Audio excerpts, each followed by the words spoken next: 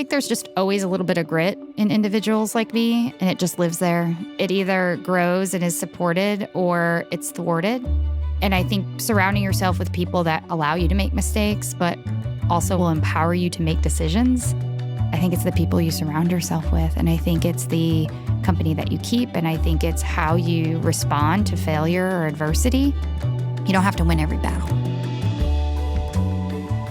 Welcome to Everyday Heroes, a podcast from Shore Capital Partners that highlights the people who are building our companies from the inside, every day, often out of the spotlight. With this series, we want to pull those heroes out of the shadows. We want to hear their stories. We want to share their stories. We want to understand what drives them, why they do what they do, how they might inspire and support others to become everyday heroes too. In this episode, we talk to Amy Backham, Vice President of Integration and Implementation at Southern Veterinary Partners. I am by nature a credentialed veterinary technician, so I think that's kind of poignant in my story. I do not have any kids, so that's also kind of poignant and comes up in my career aspirations and what drives me and motivates me. I do have one French bulldog. I'm married for 20 years, have been in the veterinary industry my entire adult life. Amy has spent her entire career in the veterinary sector, but her path to her current role took some time and iteration. And after experiencing multiple avenues in the industry, Amy was ready to come back to her roots, back to what drove her to become a licensed technician in the first place, and back to her passion. I started working in the veterinary industry on a whim, and I said, hey, I'm going to go to school. So I went to technician school, started working in a veterinary clinic. I honestly thought when I graduated, I would be teaching blood lab. So I loved all things microscope. I love the process. I love the diagnostic algorithms. And I love just being able to, because I don't have kids, it's very empowering that your work changes the lives of people every day with their pets. And how long can you keep that pet in that household? My organization went through a merger and an acquisition, and we didn't really have an onboarding or an integration plan. So I up and moved across the state and just traveled and helped hospitals integrate. Found, hey, I really like this business thing. I really like this training thing, and just started down the business track. Went to hospital manager, went to a multi-unit manager, left kind of veterinary, I would say, centric portion of the industry for a bit. I ran a national retailer's dog training business and then their grooming business, and said, this is very far from the veterinary sector. This is very far from my technician people, and wanted to come closer to my, I would say, roots and my passions, and landed at SVP. It was clear that Southern Veterinary Partners saw as much opportunity with Amy as she saw with them. I went from running a national business organization to 3 hospitals in Florida. And I said, you sure you want me to do this? But they saw the growth that was coming, and it did hit pretty fast and furious. In that sense, they were sort of hiring ahead of the curve, that they knew they were hiring you for the future. For the future, absolutely. And it was pretty quick. So it started to rock and roll pretty fast. This is Brian Wetta, the Chief Financial Officer at SVP. Amy's a technician by background, right? Has worked in hospitals, has worked side by side with doctors and the rest of the team to really take great care of pets. Took on our Florida region, just did a killer job at each of those locations, and helped build with a few other key folks on the ops team, helped build structure and process and just really good things that we could do at all of our hospitals. We did a lot of acquisitions in Florida. We're in her market. And so she saw firsthand what we were good at from an integration perspective and what we were not so great at from an integration perspective. And when you work with Amy for not too long, you realize that she's really good at identifying what didn't go well and is really passionate about making it go well in the future. As a former technician in a big corporate place where it wasn't always obvious what was going on or why things were happening, she's always very good at being the voice of our teammates in the hospital. And so we couldn't have done what we've done from an acquisition perspective without her elevating out of that Florida region and taking over integration company-wide. And we did over 100 acquisitions last year. Couldn't have done it without her and what she's built. So super proud of her and what her team has done. Both Brian and Amy emphasize her background as a licensed technician. Amy talks about it being foundational to her story. So I wanted to understand more about that. Why was her technician background so important to her? That goes back to I said it's pretty poignant that I'm a veterinary technician, a credentialed technician. It's super important to me. I'm super passionate about it. It is seen as more of a job title, I would say, still today, and not a career path or a long career opportunity. Many technicians do feel pigeonholed into one, I would say, career option. It's very important for me that I show and reflect that you can have a career path that's different than traditional. You can pave your way for sure. The lifespan on a credentialed technician is most are in the field for 5 years and move on. I think we have to change that. So, if technicians don't have obvious career paths, it makes sense that they only last an average of 5 years in the industry. But Amy has had a long and successful career that continues to grow. How did you grow beyond the traditional model? Just grit. Honestly, grit, willingness to learn, a comfortability in putting yourself in positions where you might not fully understand what is expected of you and in a big learning curve, and just put yourself in those places that you get those opportunities. It is also hard because when you're a credentialed technician, you're typically going into a veterinary hospital, whether independent or corporately owned. If it's independent, there's a ceiling there. There are only so many ladders you can climb in an independent hospital. When you're in a corporate hospital, obviously, there are opportunities for career succession. I think you can get the best of both worlds if you find the right organization. But I just want to put a voice out there that you have some position to look to, or you have someone to look to that has done this. It is possible. Amy wants to be, and is, in fact, a model for technicians like she was. People who are passionate about veterinary medicine. People who want to do meaningful work to better the lives of people and their pets. She's driven by being someone who not only shows what is possible, but opens doors to those possibilities. So I asked Amy what advice she has for those young technicians coming up behind her. Having a lot of those conversations around here are the career paths, I think it's important for technicians to determine what section of the business that they love, because it can go a learning and development path. You can go human resources. You can go recruiting. There are a ton of opportunities.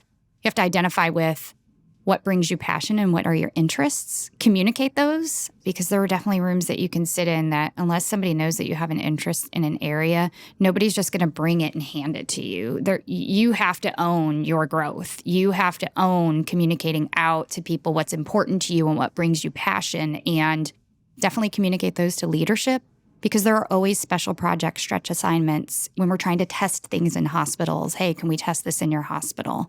So just giving them those out-of-the-box thinking and just bring their head up and make them aware, hey, it's not just what's happening in the exam room. There's so many opportunities.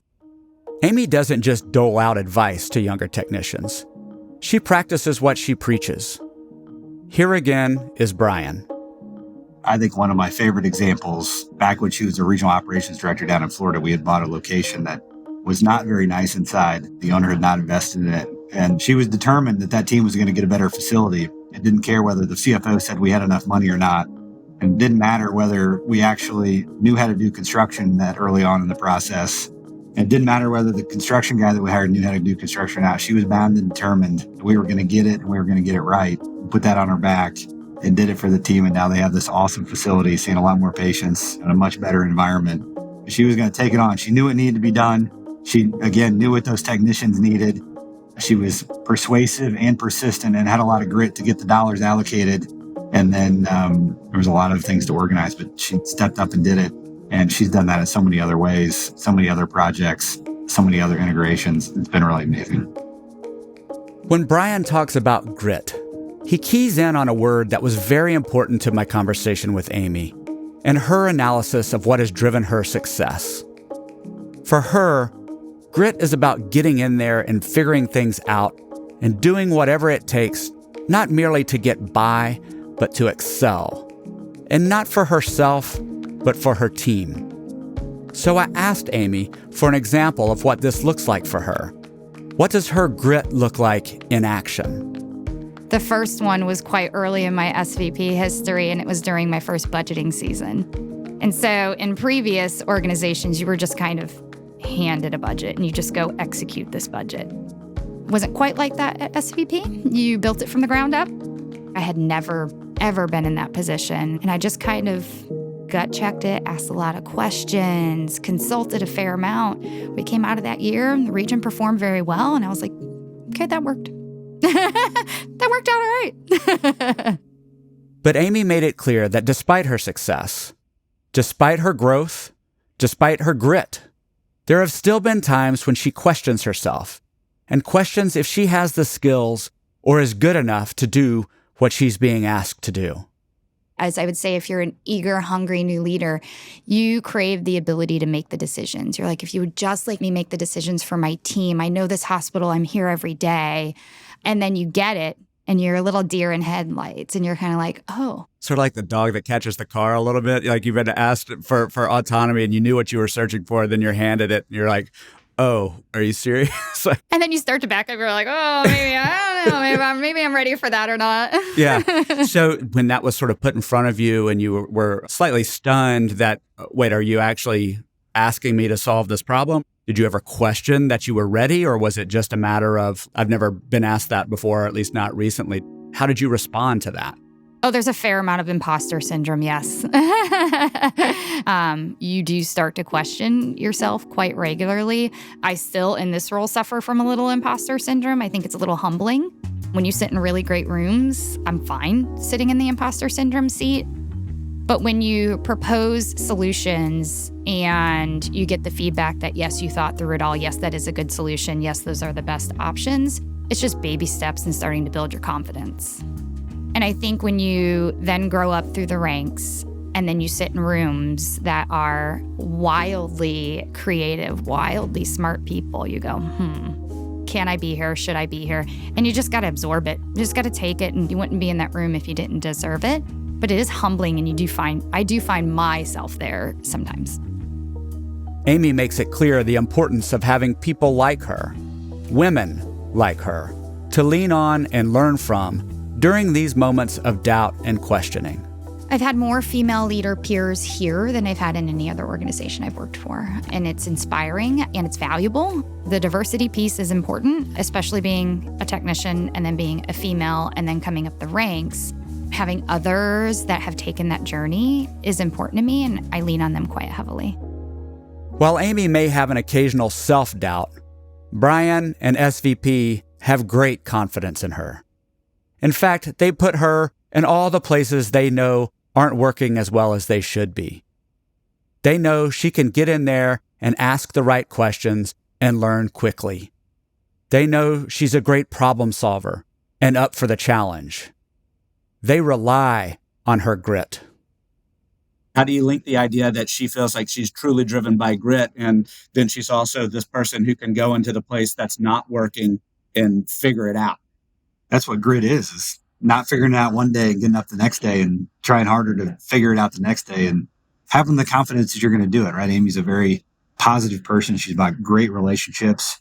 Amy's a very low ego person as well. It's about how do we get to the best answer? How do we get to the right answer? It's not about me. It's about us. It's clear that Amy plays an invaluable role in the success of Southern Veterinary Partners. And while she began her career as a technician with a passion for looking at the world through a microscope, she's become a leader whose example is having a macro impact. She's become a leader whose actions and example inspire and guide the technicians who are coming behind her and wanting more from their careers. She is showing them a world beyond a traditional career glass ceiling. So I had to ask her, what are you most proud of? Not really a specific deliverable or product. I would say I'm proud to still be willing to take risks and put myself in rooms that I'm not the expert and be willing to go into the unknown. Amy Backham is an everyday hero whose superpower is grit. Amy knows she is a role model for others like her, and she takes this seriously. She's used her persistence and resilience and a vision for something more to create a new path, to exceed not only her own expectations, but those of her career as a technician and even, at times, her gender.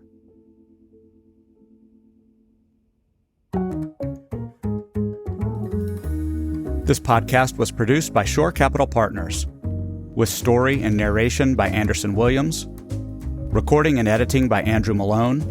Editing by Real Audiobooks. Sound design, mixing, and mastering by Mark Galloop of Real Audiobooks. Special thanks to Amy Backham and Brian Wetta. This podcast is the property of Shore Capital Partners, LLC. None of the content herein is investment advice, an offer of investment advisory services, or a recommendation or offer relating to any security. See the Terms of Use page on the Shore Capital website for other important information.